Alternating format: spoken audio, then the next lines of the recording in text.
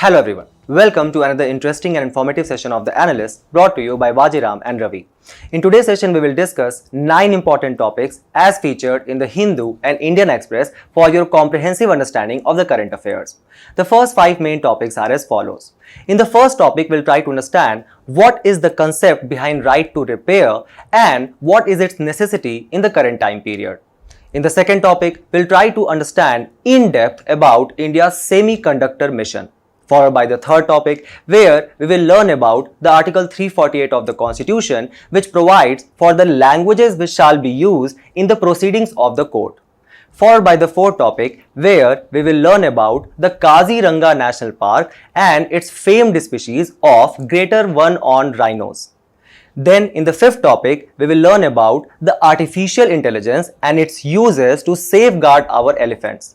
Towards the end, there will be news snippets especially curated to help you excel in the prelims examination, so stay tuned.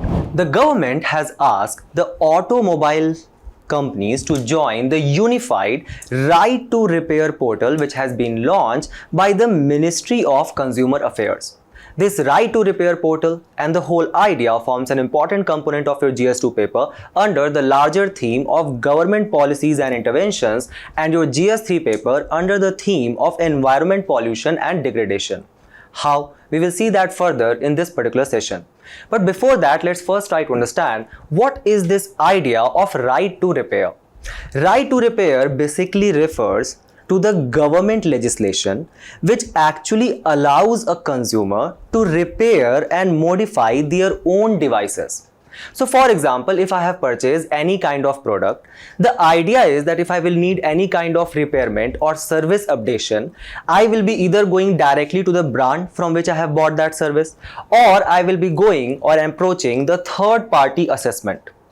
This right says that no, if I have bought a device, I should be provided with all means possible that I can repair that product by myself itself. Now, what the company will be targeting on the other hand?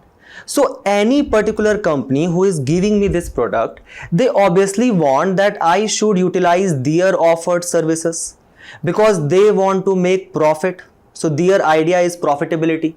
And thus they kind of hold a propriety rights over the spare parts which I need to repair the service which I have bought.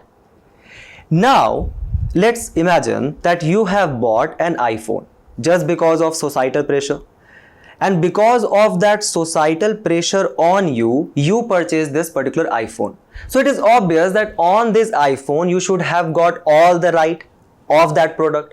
You should also have the right to repair the iPhone whenever you want, wherever you want. Thus, you shall have the right to repair this iPhone with ease and at a reasonable cost. This idea of right to repair actually derives from the Motor Vehicle Owners' Right to Repair Act 2012, which was evolved in USA. So when we have understood that okay, there are certain rights to repair which every consumer shall have, we need to ask ourselves a question that what is actually the need of such right. The first is that if the repairment of any particular service which we are purchasing, if the repairment of that is not provided to us in easy way possible, it is obvious that that will lead to the discardment of that product or service. Thus, this particular sector has actually huge potential to generate a lot of e-waste or electronic waste. So for example, there was a kind of a survey which was conducted by an NGO called as Local Circle, which find out that 43% of Indian households has 3 or more less than 5-year-old devices such as your tablets, laptops, smartphones at home which actually requires services or any kind of repairment. However, these households who have got these devices, they end up buying new devices despite having less than 5-year-old devices at home because of several reasons. What are the reasons? The first is that these houses, they do not want to go through the hassles of the coordinating services or the repairing work. Because the process of such repairing services with the brand, first it was unclear or it was time consuming and a cumbersome process. And many a time the cost of getting such repair was actually prohibitive and bad economics. So let's try to understand this. Let's say that I have purchased a mobile of rupees 15,000. Now when I have purchased this mobile, let's say I go and venture to my maternal place. There I come across my nephew.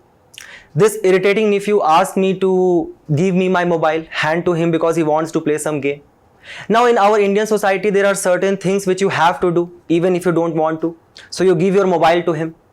Now he just drops that mobile, and because of that the screen gets broken. So now I have to approach to the brand from where I purchased that mobile, and that brand tells me that yes, the screen repairment will be done at a very low cost of 10,000 rupees only.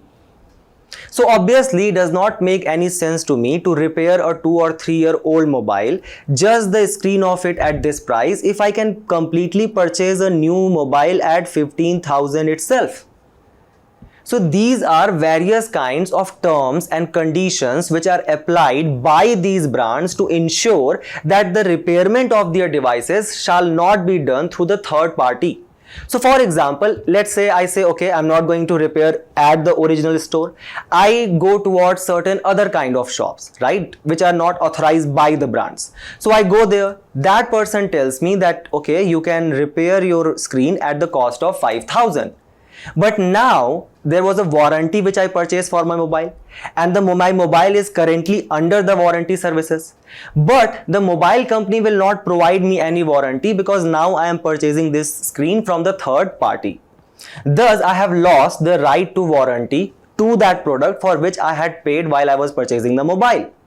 So obviously now I have two choices. Either I can just buy a new mobile, or I will end up discarding the old one, and thus it will generate a lot of e-waste. The second is that, let's say, imagine yourself as a company. This company is producing a particular kind of good, let's say a mobile. So it is obvious that you are not going to create a everlasting product. The reason for that is because if I have created such a soundproof product, then obviously my demand or the sale of my product will only be at once, and after that the demand will significantly decline. So why I am going to create such everlasting product?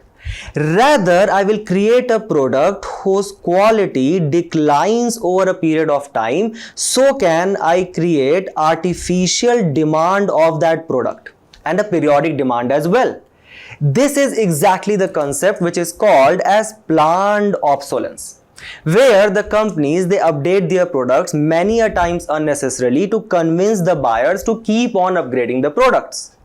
Along with this planned obsolescence, there also exists a perceived obsolescence, where the consumers actually feel the need to buy the new versions of the product to actually be on the trend.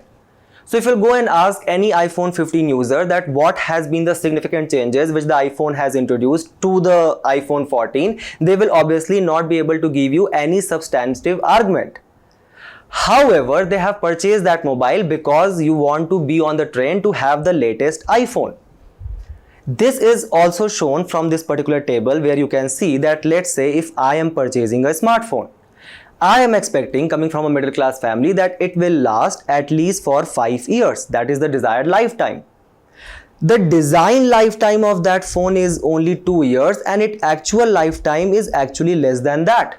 So can be seen with the smart televisions or washing machines and various other products. The third reason for the need is because, as we discussed already, so first, it had the potential to increase the e-waste. The second, because of the obsolescence, it is obvious that the product will become obsolete in a very short period of time. So what I will end up doing, I will end up discarding that product. And if I am discarding that product, then that will generate what? Electronic waste. So if we look at the data which was provided by the Department of Environment, Forest and Climate Change in the question which was asked in the Rajya Sabha, it said that the e-waste generation in our country has significantly increased in the recent years. So this is the amount of e-waste being generated in tons, and this is the meager amount of that which is actually being recycled, that is 33% of the total electronic waste. Also, if you look at the data provided by the Statista, India is one among the leading generator of the electronic waste in the country. Also, at the same time, we need to adopt the global best practices because several countries has already taken the charge where they are providing such right to repair. One of them being the United States of America, where recently they have asked the Federal Trade Commission to actually limit the manufacturer's ability to restrict repair by the small and independent players.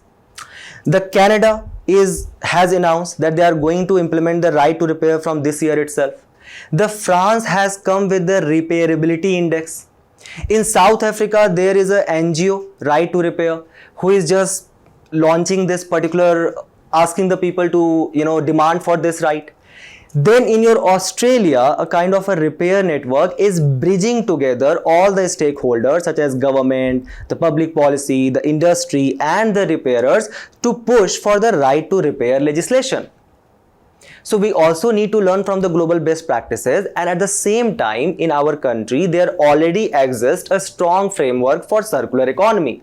So for example, we have got the battery waste management rules 2022, the plastic waste management rule is there, the electronic waste management rules of 2022 exist, which provided for your extended producer responsibility. Then there is already a production linked incentive scheme which was launched very recently for the recycling of the critical minerals. At the same time, this idea of reuse, recycle was actually a prominent initiative under the Life Mission 2023, which was launched by India at the United Nations. And even under our G20 presidency, we were promoting this concept of circular economy. So obviously, right to repair is an integral part of this, and thus we need to bring a legislation in this regard.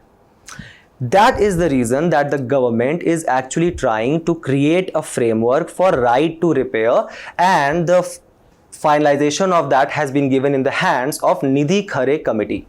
Nidhi Khare Committee is basically the secretary of the Ministry of Consumer Affairs who is spearheading this particular initiative. Under which the government is doing what? It is trying to reduce the monopoly of the manufacturers over the repairing process. For example, what these manufacturers do, they either avoid the publication of manuals for the easy repairment of the products, or they hold kind of a proprietary control, however discussing over the spare parts, or they ensure that the consumers, they cannot repair and modify products with ease and at a reasonable cost, and thus these consumers has been held captive to the whims of the manufacturers. So the idea is to create a right to repair framework under which we ensure that the infringement of the customer's right to choose is not done. Does this right to choose is provided under any fundamental right? No. This right to choose is provided under the Consumer Protection Act of 2019. The idea is to harmonize the trade between the original equipment manufacturer and the third-party buyers and sellers, to provide the complete knowledge and access of manuals, schematics, software updations, etc., and to make available the spare parts and tools. Thus, various sectors are going to be covered under this framework, such as farming equipments, your mobile phones and tablets, your consumer durables, as well as your automobiles. For this purpose, the government has launched the Right to Repair portal, under which it is trying that all these industries such as your automobile manufacturers, such as your Tata, or your mobile phones manufacturers such as iPhone, all of them come together on this portal and they provide these rights to the consumers. Now, what can be the benefit of such provision? The first is that obviously it is going to boost the small businesses. So let's say if I have got the authorized license from the iPhone to get the original products and I can manufacture them for the larger public at a lower cost, it is obviously that my business is going to boost. So thus it will provide boost to the small economies. It will also provide a kind of authorization for them. The second is that it will eventually save what? It will save the consumers money. So the amount which I am actually spending on these products, so there happens two things. First of all, our economy actually consists of a large scale of middle class economy. So first of all, we just try to keep on using the product anyhow. Even if the product is not working accurately, we'll keep on extending it, because first of all, we don't have enough money to buy the new product at a very short intervals. Second is that because the repairment used to be so costly, we do not used to go for it. Now because the repairment is easy, We can just go and frequently update our mobile phones. At the same time, we will have good amount of money left with us, and thus our propensity to consume will increase as well. If our propensity to consume will increase, it is obvious that the overall demand in the economy will increase. Then it will obviously lead to the reduction of e-waste, because the discardment of the obsolete products will decline. Also, it will further benefit the idea of reuse and recycle, that is the circular economy. And it will bring a kind of a transparency and collaboration between all the stakeholders, that is the companies, the third party, the consumers, as well as the government. However, there are certain arguments which are given by these companies as well. So let's try to hear them as well. What is their stand? They say that first of all, this licensing or this providing of the original products to these third party repairment shops, it can actually create a kind of a safety hazard. Because let's say if there is any product misfunction takes place and some hazard takes place, then in this case, who is going to claim the liability? Second is that we are going to take a case study of Apple's part pairing process. So what Apple says is that, let's say the screen of your Apple mobile got dysfunctional. So you went and you got that screen at a cheaper cost from this third party repairment shop. Now Apple says that because this is not the original screen, you will not be able to pair that screen with your mobile using the software tools, and thus all the functions which were being provided in your original screen that will not work here. And Apple says that we are doing this because to secure your digital identity. We are doing it for your own protection. Now, if the screen is not going to work, it is obvious that it will decline this concept of part pairing. So now there are kind of these safety issues, your privacy issues as well, which these companies are raising. The third is that it will obviously decrease the profitability for these companies. So it is obvious that if the profitability will increase, it will lead to a domino effect. So the less production will be required. Less production equals to less labor supply which is required. Thus it can lead to large scale unemployment as well. Also, there exists a limited availability of spare parts, and at the same time there exists low technological literacy. So all these people who are asking for this repair manifesto and the right to repair, let's ask ourselves honestly, how many of us actually know to repair these mobiles, right? Even if we got this right, how many of us can actually repair the mobiles, air conditioners, or your smart TVs?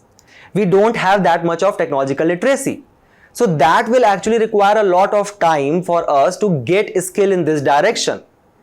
So these are the two sides of the coin. We have covered both, and on the basis of this, try to attempt this particular question. If possible, comment your answers in the comment box. We move forward to the next news.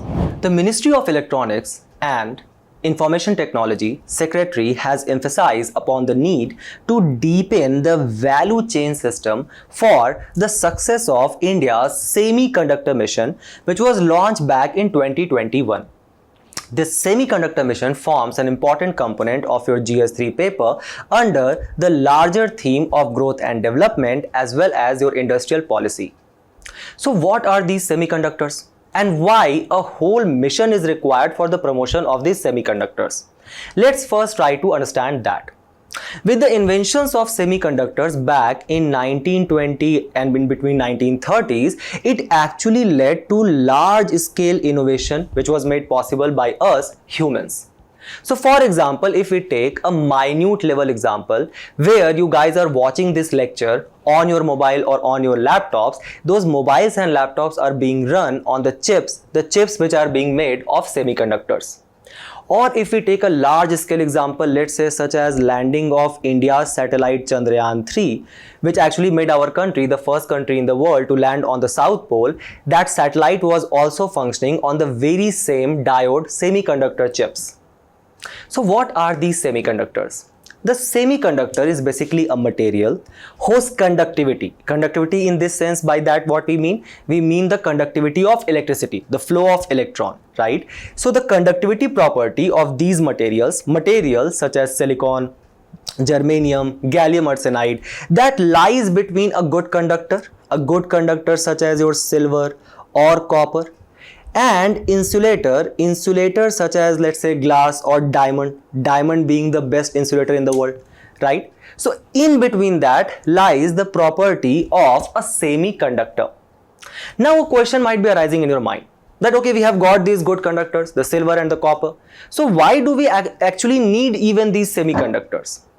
We need these semiconductors for two important purposes. Let's try to understand them one by one. The first is that these semiconductors, you can actually control the flow of charge carriers. So basically, what are these charge carriers? These charge carriers are basically free electrons. So you can actually decide or control the flow of electricity, and that you can do even without any energy losses. So this is something which is absent in the conductor.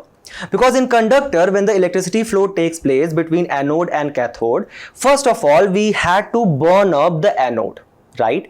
And now even in the burning of this anode, we were actually utilizing a lot of energy. So there was kind of an energy loss which was taking place there as well. In the case of semiconductor, no such process is required, and that is why you can just control the electricity without any energy losses. So you can actually control that these free electrons, which kind of covalent bond they are going to make. The second important property is that these semiconductors, they actually ensure unidirectional flow of the current. So let's say if we were using a conductor based chip in our mobile and we were charging it, it is obvious that if we were charging the mobile and there exists a bidirectional flow, then some of the electricity can also pass from the mobile to this charge socket. So that can actually lead to the issue of short circuit. At the same time, because there is a consistent energy loss which was taking place with this conductor chip, so it is obvious that it will take actually a lot of time for your mobile to get charged. In semiconductors, there is a unidirectional flow. So now there is only one flow which is taking place, that is from the socket to your mobile. So your mobile is actually getting charged in a faster manner. Thus, you can actually ensure that from this N type, which is basically the free electrons, these will be forming the bonds with these positive or the holes, and you can control this electricity supply. So when we have understood the concept of semiconductors, there are various other advantages as well. First of all, it can be operated immediately. They are very compact and portable, right? Such as being one in your smartwatch. Also, they have longer lifespan and they are less expensive than these conductors. They have very low operating voltage and they also have high sensitivity to temperature. Let's try to understand a bit about this particular concept when we are saying that they have high sensitivity to temperature. What happens with your conductor is that as the temperature increases, its resistivity to electricity increases as well. On the other hand, with semiconductor, as the temperature increases, the conductivity actually increases. So try to understand this, that let's say if I was using a mobile again made up of a conductor chip and I'm just trying to use it for a long period of time. Let's say I'm just trying to finish Mirzapur season 3 in one go and I'm using my mobile for 7 to 8 hours. So obviously my mobile will heat up. As it will heat up, the resistivity in conductor will increase to the electricity flow. So my mobile will not be functioning properly. On the other hand, with semiconductor, as the temperature increases, the conductivity of electrons increases as well. So obviously it can heat up, that can lead to some other impact, but it will not get dysfunctional at any stage. So these are the advantages which these semiconductors were offering to us. Also, we have seen that how they have such wide applications in various industries, from your laptops to mobiles to even satellites. So if they are so prominent, what is the status of semiconductor industry in our country? If we look at the data which has been provided to us by the World Bank, it says that the semiconductor industry in our country by the year of 2026 is going to be worth around $300 billion with a compound annual growth rate of 19%. When we talk about the India's semiconductor market share, as it stood in 2021, 51% of that is actually dominated by the mobile and the wearables such as your earphones or such as, for example, the smartwatches, etc. Then 20% of it comes from the information technology. The industry contributes to 9%, and then the other consumer electronics, automotives, aerospace, etc. forms the rest of the share. Now we can see that India has a huge market. A question arises, let's say you are an Indian businessman and you are like, okay, this industry seems to be a very profitable industry. I can generate a lot of income here. So I want to invest here. But then you start imagining that what is the share of indigenous or the local industry in this large market. So if we look at the semiconductor market share, the share of the local market was meager 9% back in 2021. And as per the World Bank report, it is expected to increase only to 17% by the year of 2026. Despite India launching several initiatives such as Make in India, Atmanirbhar Bharat, PLI, etc. So a question arises here that, okay, we have got such a meager share. Now we have understood about our share in the market. Now let's try to understand that what is the demand of the semiconductor which is going to happen in the future. So if we look by the data which has been provided to us by the government itself, it says that obviously the demand for semiconductor is going to rise exponentially. Why? Because India has got an ambitious push for using the technology to transform the governance in all the sector. For example, your Digital India mission is there, your Pragati platform is there, the kind of Aadhaar based, mobile based, direct benefit transfers which the government is doing. For each and every purpose, the technology is being used, the technology which is being run on semiconductors. Also, India is investing in developing capabilities in your 5th generation internet, your Internet of Things, the clean energy technologies, artificial intelligence, and so on. Thus, it is expected, as provided by the government itself, that India's semiconductor consumption is expected to cross $80 billion by the year of 2026 and $110 billion by the year of 2030 itself. Also, if we look at the share of various important companies such as your Intel, Samsung, your Qualcomm, all of them has significantly increased, and just look at their revenue growth. So it is obvious that there is a huge demand which exists in the semiconductor sector. At the same time, the share of our local industry is very low. And if we compare ourselves at global standings, we find out that we do not even reflect, or we are not even present in this global share of semiconductor industry. For example, the key players when it comes to the semiconductor industry, the share in overall value chain, USA has 38%, Korea 16%, Japan 14%, Europe in together accounts for 10%, and China and Taiwan accounts for 9% respectively. If we talk about that from where these chips are being manufactured, from South Korea, that is 25%, staggering number of China 22%, Taiwan 22%, and can you guys find anywhere the name of our country here? No. And there exists a reason for that, because this industry faces a lot of challenges. The first of them is the high initial capital cost and the gestation period. So if we look at the data which was provided to us by the NASSCOM, it says that, let's say today you open a chip fabrication company or a chip manufacturing company. If you start it today, the first chip which will be produced, that will be at least 2 years later. And for that, you will be required at least an investment of $100 million to create that semiconductor chip fabrication unit. So obviously the capital cost is high and the gestation period is long as well. The second is that we have got over reliance on the import of critical components. So just look at our imports from China, which is in $1 billion. Just look at the high amount of electronic integrated circuits and micro assemblies and the diodes, semiconductor diodes, right? So semiconductor diodes such as PN, NP, and if we just add one more diode here, PNP, that becomes transistor. So all these diodes, transistors, and the semiconductor devices we are importing from where? From the region of China. Now it is obvious that if you are so much reliant on the import of semiconductor chips, the input cost will increase. So obviously that also leads to the high capital cost. Also, you guys might be reading frequently in the news recently how the freight cost has significantly increased because of the global supply chain disruption which has been caused because of the various geopolitical tension events, right? For example, the Houthi attacks in the Red Sea region. So because of all that, the total input cost of creating these semiconductor chips has increased, and that actually leads to the negative balance of payment for our country.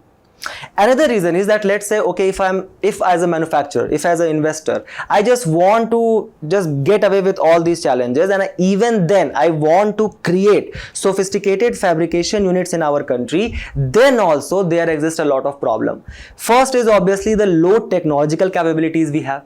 For example, if you look at the kind of the complex manufacturing value chain which exists in our country, to understand that, let's say we want to design a chip. So that chip is being designed by a company A.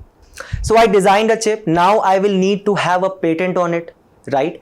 So for that I will be applying for intellectual property rights. That will require a lot of time.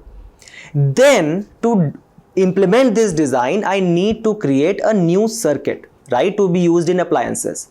Now many a times this is not done by the same company, considering the high capital cost, so another company will get involved. Then from this design, patented design, we need to create the chip fabrication units. We need to create these fab factories. After that, there is a whole process of assembly, testing, marketing and packaging. Here we have only taken example of at least 5 industries which exist from the creation of chip till gets delivered as a product. Then let's say there is another industry for assembly, another company for testing, another company for marketing. So there is such a complex value chain which exists in our country, which was also highlighted in the report today, that there exist more than 300 vendors, that it limit our production capacity. The second is that the low gross expenditure on research and development which we have, right? So for example, very recently we were discussing about the UNESCO science report of 2021, and we saw that how our total expenditure on research and development exist at only 0.7% of our GDP. The third is the low skilled population. Just look at the report which was given by LiveMint, which talks about that how the India's semiconductor industry is going to face 30 lakh professional shortage by the year of 2027 itself. And because of this reason will happen what? Less investment from the venture capitalist, because they are not finding this sector as profitable. And that eventually translates into less international collaboration.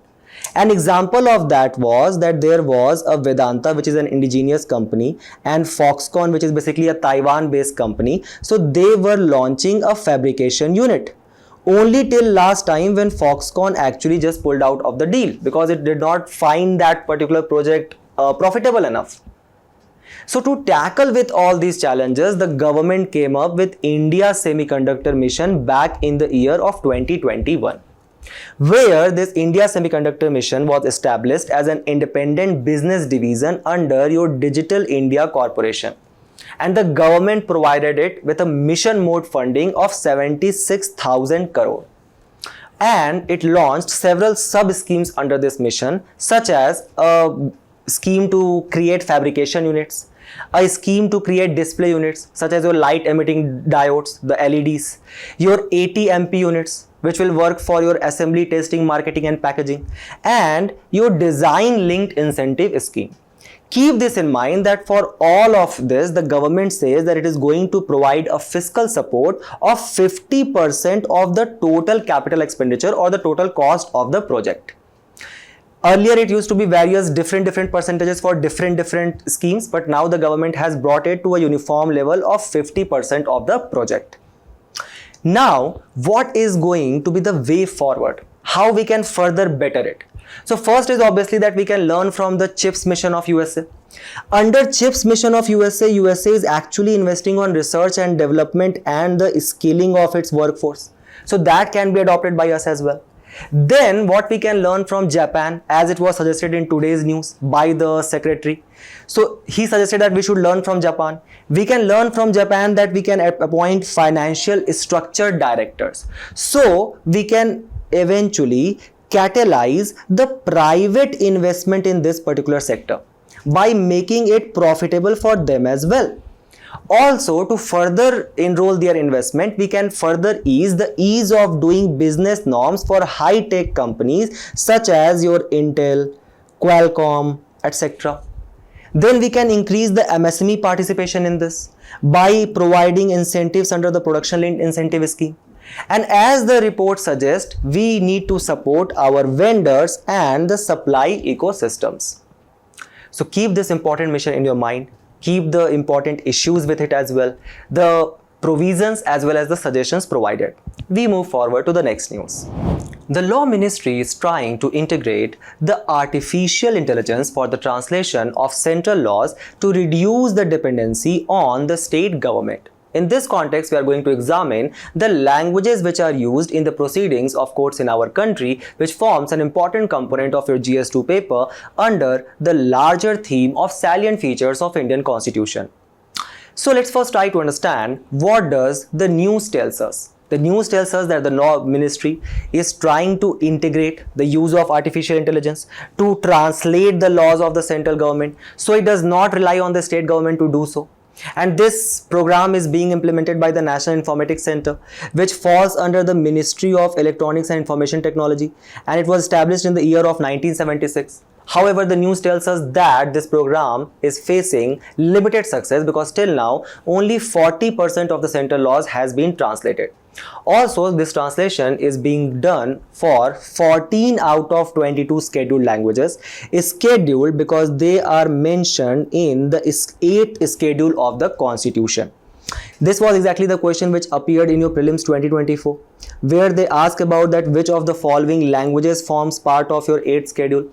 Just try to attempt this question. A small hint here would be that the first option which you will try to eliminate by thinking that this is not for sure integrated in your 8th schedule, that option is actually correct.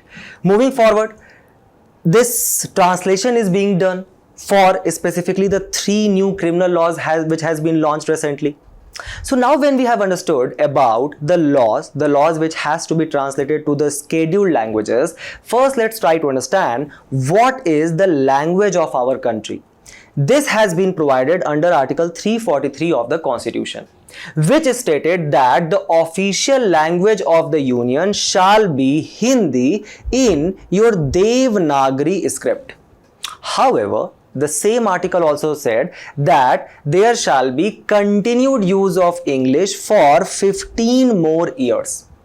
Then the government enacted the Official Language Act of 1963, under which it said that now there will be continued use of English as an official language along with Hindi for indefinite period. So unless and until the parliament is going to make a new law, till then the English also exists as an official language along with Hindi. This is the discussion related to your official language. What is the language of judiciary in our country? For that, we have got another article of the Constitution, which is Article 348. Article 348 Clause 1 tells us that unless the Parliament provides by law, which means that unless the Parliament is going to create another law, all the proceedings in the Supreme Court of our country and in every High Court of our country shall be conducted in English only. But the clause 2 of the same article provides for a respite. It says that the authorization of the use of Hindi or any other language in a High Court can be done. And such authorization can be done by whom? By the governor of the state. So does governor wakes up one day and decide that okay, now there will be another language which will be used in the state High Court? No. For that, he requires the previous consent of the president.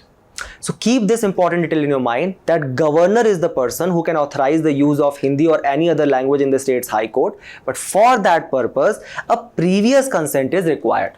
At the same time, when the government enacted the Official Language Act of 1963, it said that authorization of use of Hindi or any other language for the purpose of the translation of the law, judgment, decree or order can be done in any other language. Again, who can provide for that? That is governor of the state. And even for this purpose, he will be required the previous consent of the president. So for example, let's say if a governor can authorize the use of Hindi in any particular court, that has been done by the governors of state of Uttar Pradesh, Madhya Pradesh, your Rajasthan, your Bihar. So these states governor has actually provided for use of Hindi in the high courts. Otherwise, if a court has not provided for this provision, then there will be only one language which can be used, and that will be English. So try to understand this, that let's imagine that there exists a court where the governor has still not provided for the use of any other language, right? So in this particular court, which language is being used? That is English only in this high court. Now here there exists an advocate which is representing the litigant or the accused in the case. Here the advocate, following the provision of Article 348 Clause 2, has to speak to the judge in which language? In only English.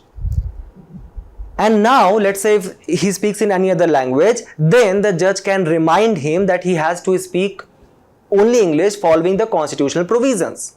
But does this litigant or this accused also has to speak to this judge in only English? No, because the litigant also has certain rights under Article 19 and 21 of the Constitution, under which the litigant can converse with the magistrate or the judge in the language which he or she knows, right? So remember this important provision. Then for the subordinate courts, there exists a section 172 of CRPC 1973 which states that state government can determine the language of all these subordinate courts except the high court in the state. And the right of litigant under Article 19 and 21 has been understood by us with this example. So when we have understood about the language of judiciary, one question might be arising that why English? Right? Because English is a funny language. It provides us with certain important significance. So for example, even when you guys are watching this particular lecture, you guys might be coming from across the country. Some of you might be sitting in Assam, some of you might be sitting in Tamil Nadu. In your particular regions, you guys speak completely different languages. So if we do not know this common language that is English, I would not have been able to share this important information with you. It would have created a kind of a language barrier with us. To remove that language barrier, there exists a unitary feature in our constitution, and that is integrated courts. There is a structure, there is a Supreme Court, then there is a High Court, and followed by a District Court. Now, among these high courts also, the transfer of judges can take place. So let's say if there is a great luminary judge of Tamil Nadu who has got immense knowledge and he is providing significant judgments, and there is a need of this judge to transfer to the Delhi High Court, but this judge from Tamil Nadu only speaks Tamil. So how he will be able to understand the cases which are taking place in Delhi if in Delhi High Court only Hindi is being spoken? Right? So to remove this language barrier, this use of English among the courts also act as a unitary feature, and it also provides for seamless transfer of judges across the high courts. Also, it provides for a platform for the knowledge sharing.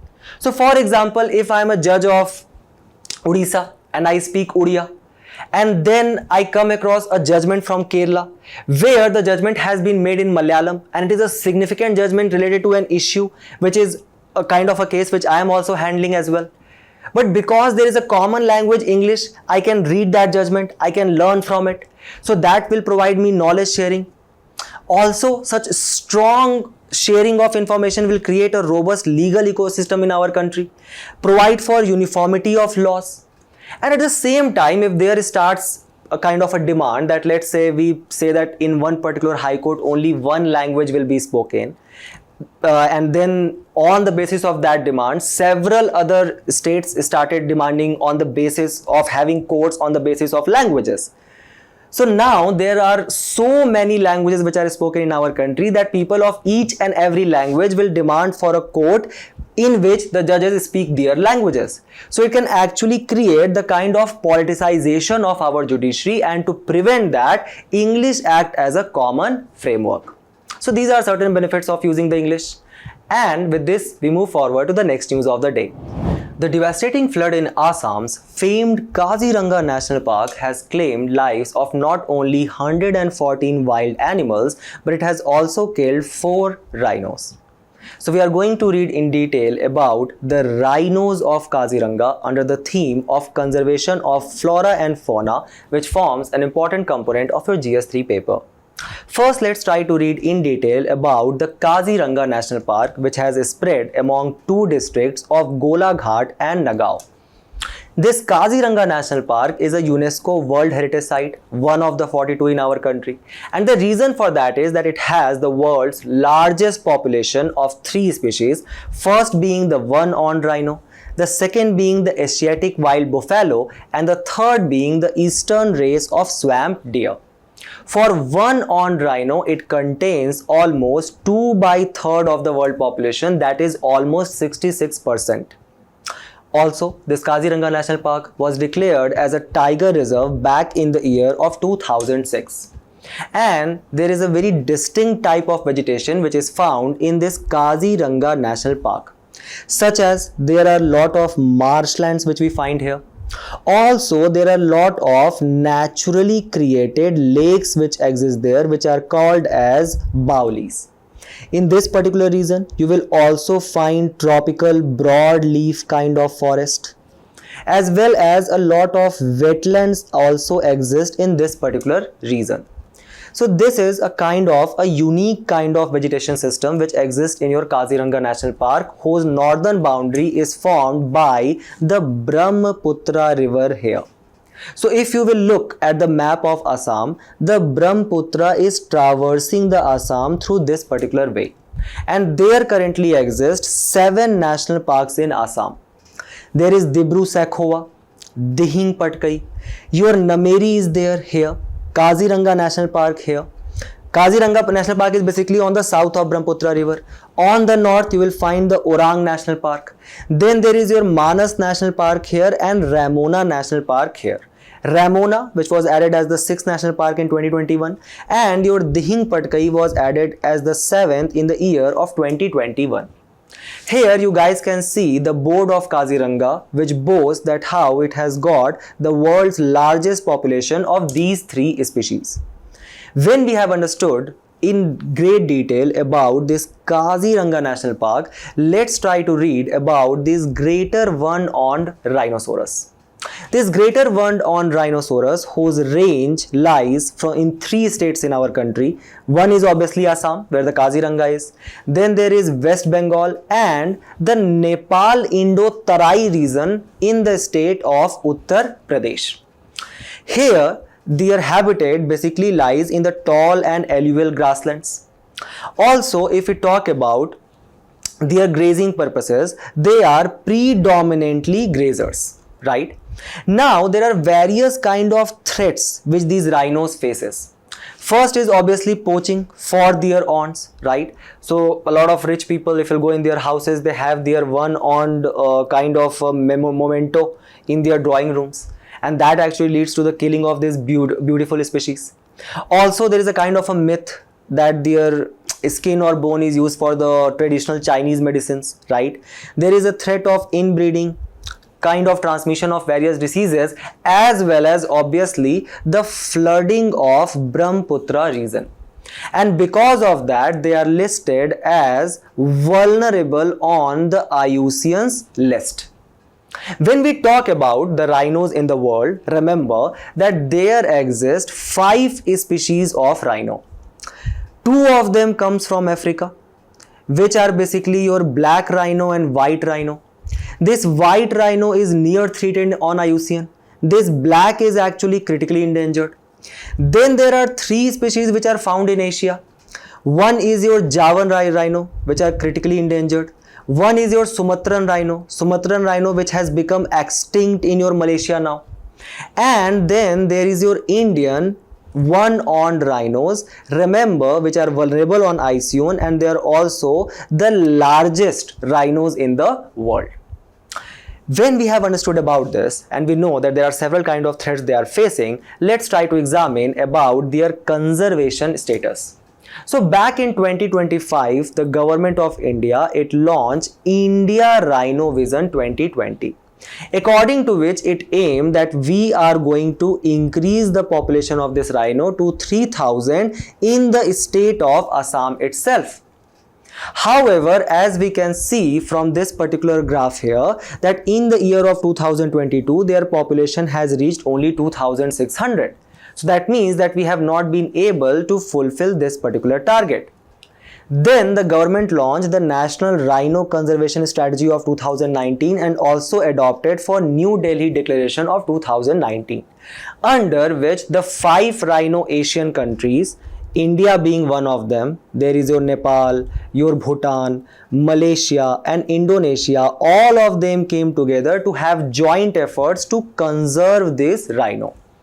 Recently, the Ministry of Environment has also launched the DNA profiling of these rhinos for their better conservation purposes. Keep this important information in your mind and we move forward to the next news. The article provides for innovative measures that can be adopted to reduce the human-elephant conflict and saves the life of elephants. So first we are going to learn about the Indian elephants, and then we will see the various kind of innovative conservation efforts which can be adopted for the Indian elephants under your prelims papers theme of flora and fauna. Let's first try to examine what are the threats which are being faced by Indian elephants. The Indian elephant population, it has increased in the recent years and it has come around to 29,964. There has been growth of around 8% in the recent years. However, there are various kind of threats which these elephants faces. First of them is the decline of range. So as per the article itself, right now their range is limited to 3.5% of what it used to be originally. And a major reason for that is the fragmentation of their habitat. Obviously because of the overpopulation of humans which has spread on the planets like viruses. So for example, let's say imagine earlier they used to walk from this particular forest to this forest. Now they have got a lot of buildings here. So either their route has to be traversed, or if they enter into this human-led habitation, it creates a kind of human-animal conflict. Because of this fragmentation of their habitat, the report suggests that it can lead to genetic bottleneck, where the healthiest offsprings will not be produced by these elephants who remain in continuous tension conditions. Also, because of these various elephant-human conflict which take place, there are also a lot of number of deaths which are incurred by the humans itself. And especially the eastern states here suffers a lot because of this animal-elephant conflict. Thus, the article provides us for certain innovative suggestions. The first is to create the wildlife corridors, such as one which exists in Motichur Chilla corridor in Uttarakhand, which provides a kind of a safe passage for these elephants between especially your Rajaji National Park to your Jim Corbett. So these kind of wildlife corridors can be implemented. The second is that there is a train triggered warning system which was deployed in Canada. So whenever the cane is approaching, they starts blinking a lot of flashlights. It creates a lot of sound. So if there is any herd of elephant which is crossing the rail tracks, they disperse immediately.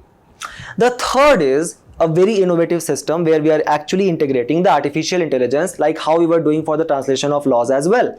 These are also the innovative examples which you can quote in your answer when you are writing on artificial intelligence. One is your Gujarat system which was deployed in West Bengal, where what we are doing, we are integrating the artificial intelligence to create geophonic sensors which are deployed on the optical fiber cables. So these are the underground optical fiber cables. On this we deploy this geophonic sensor.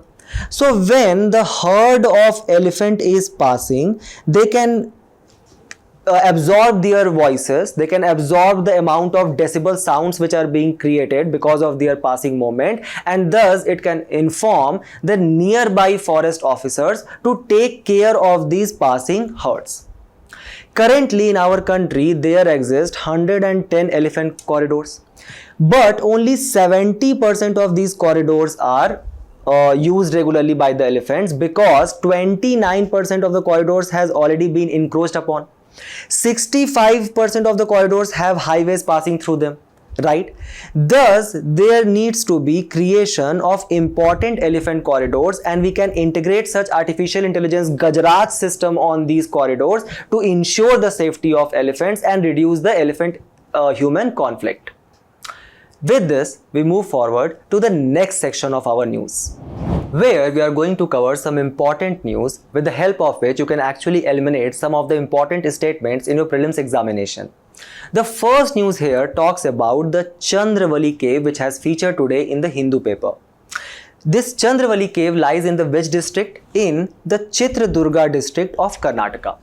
And this Chandravali cave is also known as Ankali Mutt because there used to be a saint who moved to this particular cave from the Ankalagi region of Belagavi district in Karnataka. Why these caves are important at the first place? Because from here you will find a lot of earthen pots, painted balls and coins, and they date to which particular dynasties? Some very important dynasties of our Indian history, such as Satavahanas, which ruled from 1st to 2nd century CE, your Hoysalas, which ruled from 1000 to 1346 CE, and your Vijayanagar Empire, which was established by Harihar and Bukka Rai back in year of 1336 CE. So from these particular dynasties, we are finding these important artifacts. At the same time, it is also a place of amusement because you will find here the denari coins. Denari coins basically used to be the silver coins related to the Roman Empire, and we find of whom? Of the Roman Emperor Julius Caesar Augustus, the first Roman king who ruled from 63 BC to 14 CE. As well as the coins of Chinese Emperor Wu Ti from the 2nd century BC. So it basically shows that this Chandravali cave in the ancient time used to be a very important center of trade. Also, here at Chandravali cave, we find the rock inscription of Mayur Sharma. Mayur Sharma, who was the founder of the first Kannada dynasty in our country, that was Kadamba back in 450 CE. So remember these important details, these important dynasties and this Chandravali cave. We move forward to the next news where we talk about Denisovans. Who are these Denisovans? Denisovans is basically the extinct species of humans who lived at the same time and at the same place with other species of humans, being the Homo sapiens, our ancestors, and the Neanderthals. These Denisovans, they ranged across Asia between 280 to 225,000 years ago. And the new research which has published in the Hindu, it tells us about the bone remains of these Denisovans which has been found in the Bashya Karst cave of Tibet, ranging back to at least 32,000 years ago.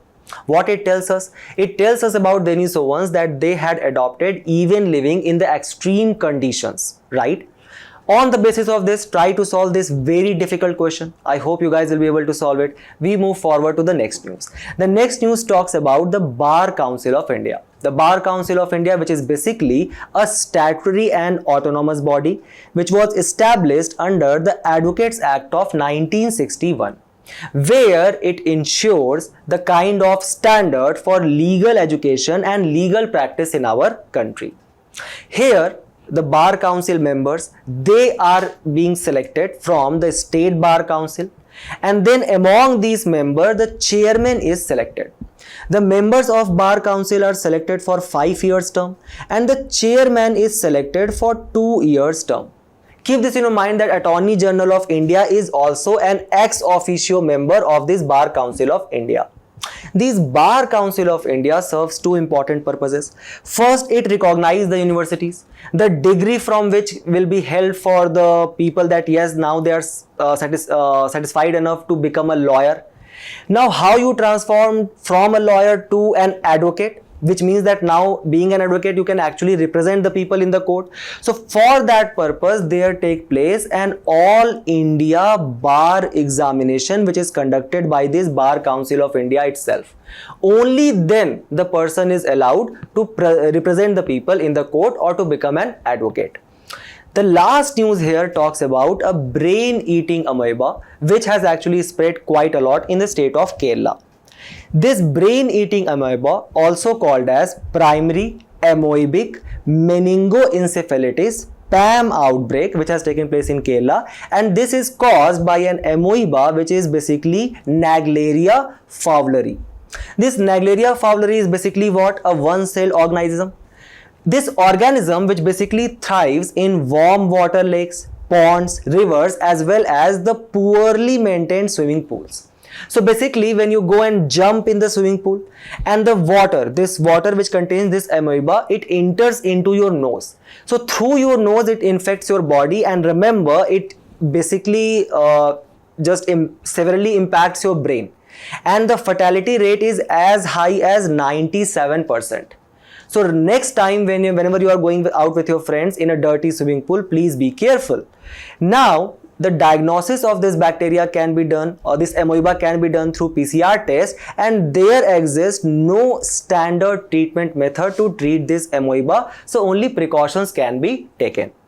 With this, we have reached to the end of our discussion today. Do not forget to attempt the questions at the end of the video and test your knowledge.